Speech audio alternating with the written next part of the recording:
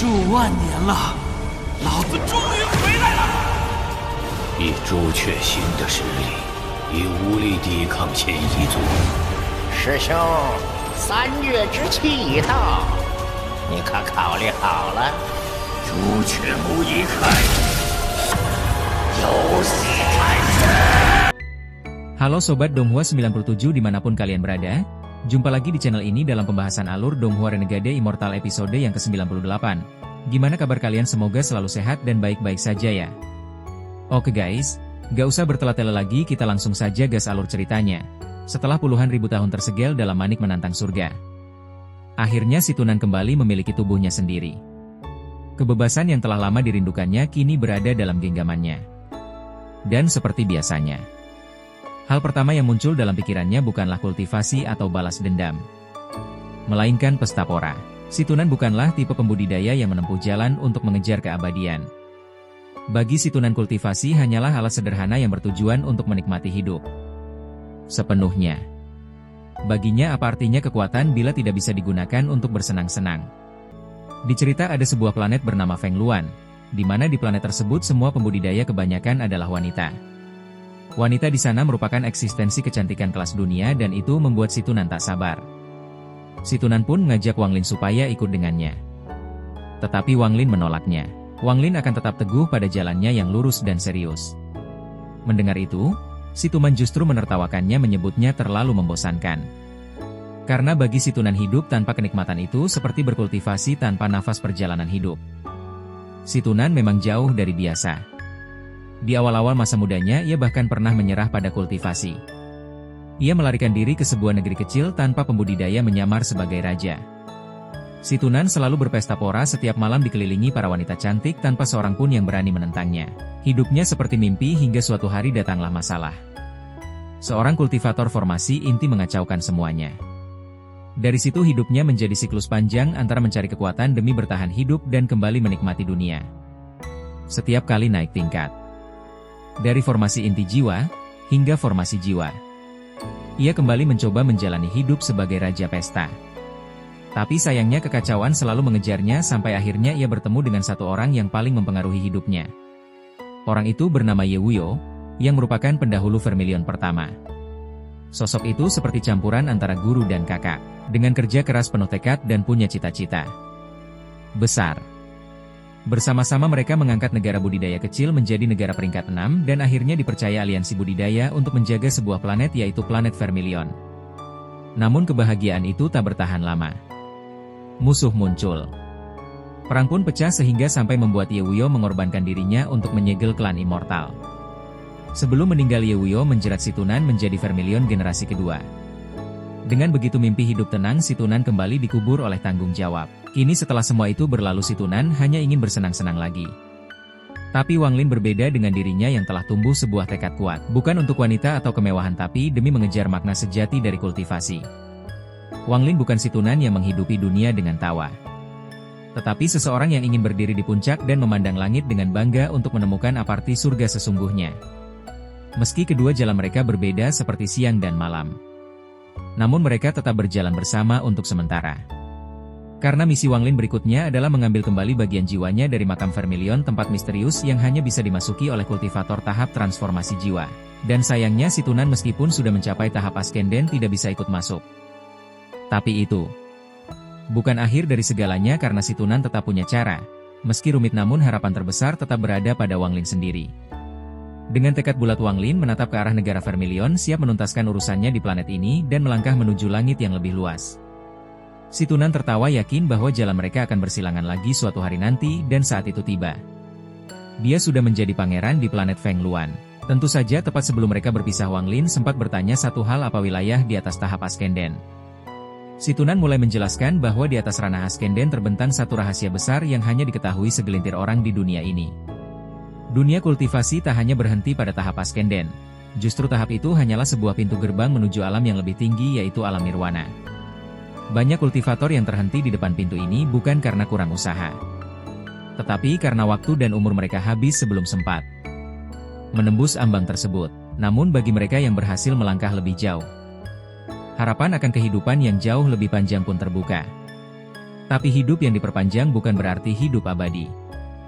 Jika tidak bisa terus menembus batas ajal, tetap akan datang. Situnan lalu menceritakan bahwa setelah tahap Askenden, tahap berikutnya terbentang hingga 3 tingkat lanjutan yang dikenal sebagai 3 ranah nirwana kehancuran. Tingkatan ini bukan hanya sulit dicapai tapi juga menempatkan seseorang di level teratas di dunia kultivasi. Nama-nama mereka yang telah berhasil akan bergema di seluruh aliansi kultivasi. Ranah pertama tersebut adalah Nirwana Srier, di mana pemahaman seseorang terhadap domain mencapai tingkat luar biasa. Setelah itu ada Nirwana Kleanser, dan terakhir ranah Nirwana Se terpuncak. Namun untuk menjadi Nirwana Skririer, seseorang harus melewati 2 tahap pembersihan Yin dan Yang.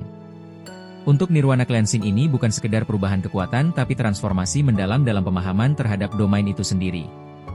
Situnan sendiri pernah menyentuh ambang tahap Yin Cleansing sebelum terjebak dalam manik penantang surga. Dan kini setelah bebas dia hanya perlu melewati tahap yang Cleansing untuk melangkah ke ranah Nirwana Srier. Mendengar semua itu, Wang Lin bertanya-tanya tentang kekuatan sesungguhnya dari Zuquenzi kultivator Askenden terkuat dari planet Vermilion. Tapi ternyata menurut situnan Zuquenzi hanya berada di tahap Askenden akhir dan belum cukup untuk melangkah ke tahap Yin yang Cleansing. Meskipun demikian dia tetap spesial karena memegang segel Vermilion teknik warisan dari aliansi kultivasi. Segel ini memberi Zuquenzi kekuatan luar biasa sekaligus meningkatkan kecepatannya dalam berkultivasi. Tapi kekuatannya datang dengan harga yang mahal. Umur teknik ini juga hanya bisa digunakan setelah seseorang mengendalikan kristal planet kultivasi dan menjadikannya simbol kekuatan serta status seorang Askenden sejati. Selanjutnya Wang Lin lalu mengalihkan pembicaraan dengan menunjukkan sebuah pedang surgawi misterius miliknya. Pedang itu menyimpan kekuatan yang tak biasa. Ketika sedang mengisi pedang itu dengan energi spiritual langit, sinarnya meledak memecah langit dan membekukan daratan.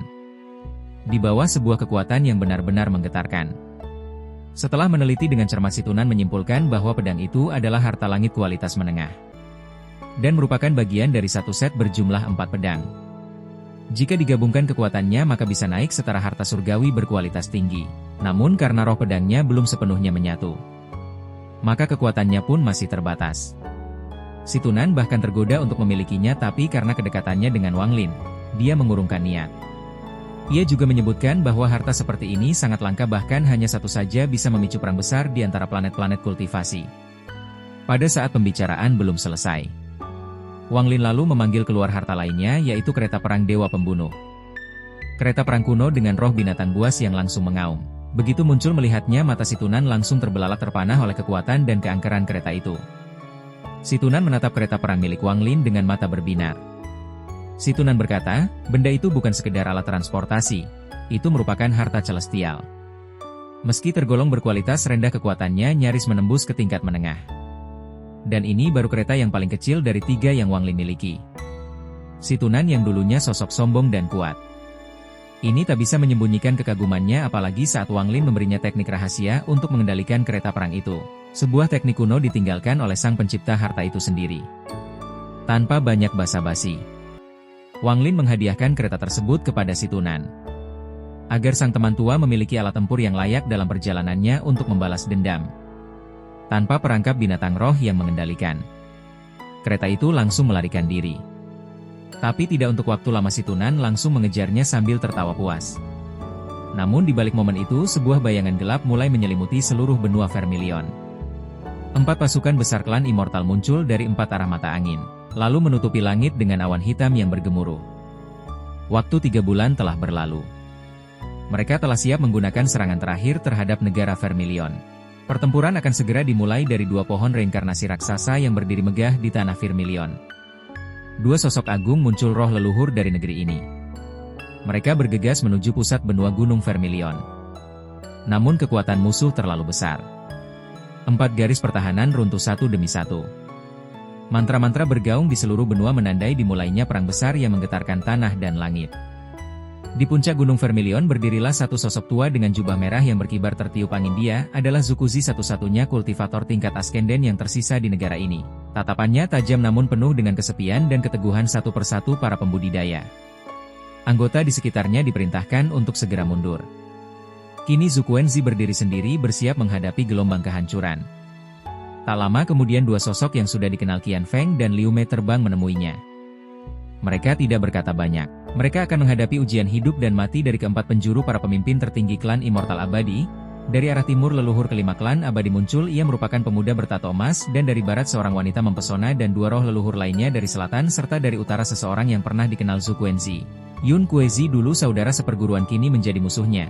Namun semua itu belum selesai. Dari langit yang bergolak sinar 5 warna turun perlahan membentuk sosok transparan yang menakutkan. Ia adalah leluhur pertama satu-satunya. Pemilik tato 11 daun merupakan makhluk selevel dewa yang bahkan mampu membuat Chu Yunfei melarikan diri hanya dengan satu gerakan. Mereka tidak datang untuk perundingan. Meski mulut mereka mengatakan sebaliknya. Permintaan mereka sederhana, serahkan kristal planet kultivasi maka perang akan dihentikan.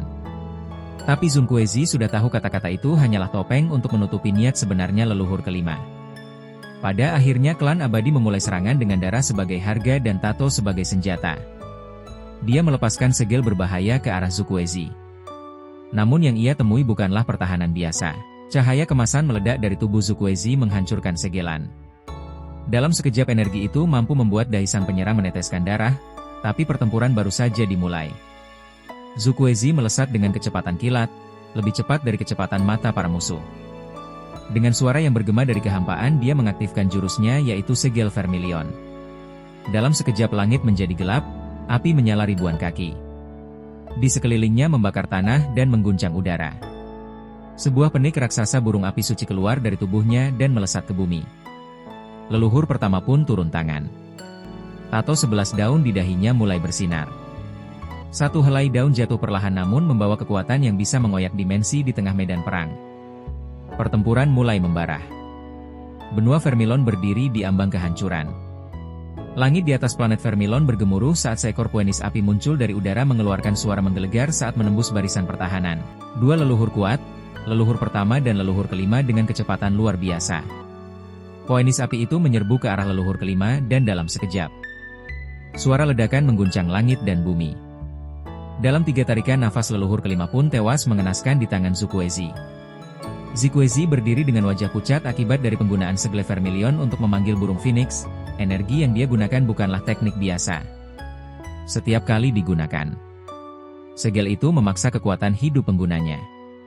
Teknik ini hanya bisa dia gunakan sebanyak 2 kali sebelum tubuhnya sendiri hancur. Dan dengan satu target telah dikunci segel ini tak bisa diubah. Mengetahui kekuatan segel ini tak cukup untuk membunuh leluhur pertama atau Yun Kuezi. Zhu Kuezi sengaja memilih target yang lebih lemah untuk menciptakan dampak mengejutkan lawan dan menghapus satu ancaman dengan cepat. Namun anehnya tak ada kemarahan dari pihak lawan. Seolah nyawa leluhur kelima tidak terlalu penting. Yun Kuzi justru melanjutkan negosiasi dengan tenang. Dia memperingatkan Zhu Kuezi. Yun Kuezi berkata, satu kali penggunaan segel tersisa akan membunuhnya sendiri. Tapi Zhu Kuezi tak peduli. Dia telah memilih jalannya sendiri untuk menantang semua orang pada sebuah permainan hidup dan mati. Dalam ancaman penuh kegilaan, Zhu Kuezi mengungkapkan bahwa kristal planet kultivasi adalah sebuah benda misterius yang terletak di makam Vermilion dan bisa dihancurkan kapan saja. Kristal itu bukan sembarang benda. Tetapi di dalamnya terdapat potongan jiwa setiap pembudidaya yang lahir setelah era negara Vermilion dimulai. Jika kristal itu hancur maka semua yang terhubung akan menderita dan perlahan mati. Zhu Kuezi pun mulai menghancurkannya. Retakan demi retakan muncul di permukaan kristal merah berbentuk hati itu. Seketika, seluruh planet Vermilion terguncang dari pembudidaya kuat hingga rakyat biasa dari binatang buas hingga tanaman semua merasakan rasa sakit luar biasa yang langsung menusuk ke dalam jiwa. Para pembudidaya formasi jiwa hanya bisa menunggu giliran mereka setelah ke-16 senior itu selesai, itu pun jika masih ada tempat yang tersisa. Dan di tengah semua itu Wang Lin pun tiba dengan jubah putih bersih. Dengan ekspresi yang tenang dia melangkah pelan di antara lautan pembudidaya. Orang-orang yang mengenal reputasinya langsung menyingkir menunduk tanpa berani menatapnya lama-lama. Nama Cheng Niu telah mengguncang dunia dan siapapun yang waras tak ingin menghalangi jalannya. Namun keheningan itu tak berlangsung lama ketika sekelompok pembudidaya formasi jiwa yang duduk dekat area terlarang mencoba menghalangi Wang Lin. Salah satu dari mereka seorang pemuda sombong bahkan berteriak agar Wang Lin mematuhi urutan antrian. Tapi sebelum dia sempat melanjutkan ancamannya, gurunya seorang pria tua yang hampir menembus tahap transformasi jiwa langsung menegur dengan panik dan memberi hormat pada Wang Lin. Ternyata mereka mengenali kekuatan sejati Wang Lin bukan hanya seorang pembudidaya biasa. Tapi monster tua bertubuh muda dengan kekuatan yang bahkan menyamai tahap akhir transformasi jiwa. Semua orang mundur memberi jalan. Tanpa banyak kata, Wang Lin duduk di dekat pintu masuk makam Vermilion. Hanya beberapa langkah dari 16 pembudidaya kuat. Di antara mereka seorang pria parubaya berpenampilan sederhana tampak paling menonjol. Ia duduk diam ditemani seekor monyet bermata merah dan pedang kuno yang tertancap di depannya. Saat melihat Wang Lin, pria itu membuka matanya dan menyebut satu nama, Cheng Niu. Hal itu membuat semua pembudidaya lainnya langsung menoleh dengan tatapan serius. Reputasi Wang Lin memang bukan main-main. Ia telah mengalahkan Hong Di, Li Wanfeng, bahkan leluhur klan iblis raksasa. Semua itu membuatnya dihormati dan ditakuti. Namun pria parubaya itu menyimpan sesuatu yang berbeda. Ia tersenyum tipis menyampaikan pujian samar dan berbicara seolah tahu lebih banyak tentang Wang Lin daripada yang terlihat. Ada rasa misterius dalam setiap kalimatnya. Seolah menyimpan hubungan lama yang masih belum terungkap. Wang Lin tidak membalas basa-basi itu, ia hanya menutup mata dan mulai bermeditasi mengabaikan semua gangguan. Lalu tiba-tiba sinar hijau muncul dari lorong masuk makam Vermilion. Ria cahaya menyebar di udara pertanda bahwa seseorang di dalam telah mati. Satu tempat terbuka tanpa banyak bicara, pria parubaya itu bangkit dan masuk diikuti oleh pembudidaya lainnya. Satu persatu mereka memasuki makam bagaikan sekumpulan pion yang memasuki papan catur para dewa. Wang Lin membuka matanya, ia bangkit lalu melangkah masuk. Lorong itu bersinar hijau, satu persatu menghilangkan tubuh mereka dari dunia luar. Mereka sekarang berada di makam Vermilion, tempat kematian dan kesempatan saling berdampingan. Tempat nasib dipertaruhkan dan hanya yang paling kuat yang akan keluar dengan utuh. Namun tak semua bisa masuk dengan mudah. Salah satu pembudidaya transformasi jiwa ditolak oleh makam dan dilempar keluar. Tanda bahwa bahkan pada tingkat tertinggi pun tempat ini tak mengenal belas kasih. Orang itu meraung marah tapi tak bisa berbuat apa-apa selain kembali duduk dan menunggu lagi. Sementara itu Wang Lin telah melangkah masuk ke kedalaman makam Vermilion. Pertarungan sesungguhnya baru saja dimulai. Dan itulah akhir cerita Wang Lin di episode 98, karena ini spoiler. Tentunya beberapa kalimat ada yang meleset dari film nanti. Oleh karena itu, Mimin minta maaf ya guys, terima kasih sudah menonton video ini sampai akhir. Jangan lupa berikan dukungan pada channel ini dengan klik like, share, and subscribe. Akhirnya kata semoga selalu bahagia ya guys. Bye-bye.